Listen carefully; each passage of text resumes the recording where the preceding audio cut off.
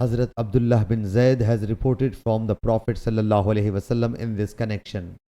Hazrat Saeed bin Musayyab and Hazrat Urwa bin Zubair radiyallahu anhu report that Hazrat Hakim bin Hizam said, I asked for something from Allah's Apostle ﷺ and he granted.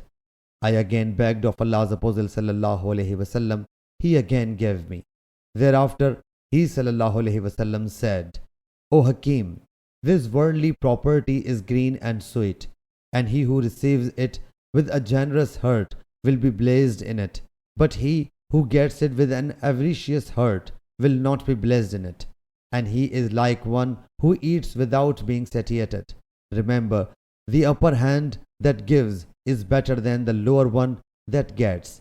Hazrat Hakim radiyallahu anhu said that he said, O Allah's Apostle sallallahu alayhi wasallam, by him who has sent you with the truth, I will never after you beg anything from anyone till I will bid adieu to the world.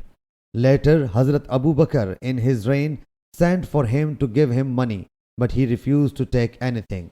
Thereafter, Hazrat Umar radiyallahu anhu during his caliphate called him to give him wealth, but again he refused to take anything. So Hazrat Umar radiyallahu anhu said, O Muslims, I am giving him his right out of pay, which Allah Jalla Jalaluhu has fixed, but be witness, he himself is refusing to take it. So Hazrat Hakim never took anything from anybody after the Prophet sallallahu alaihi wasallam till he breathed his last. Sahih Bukhari Hadith number 3143.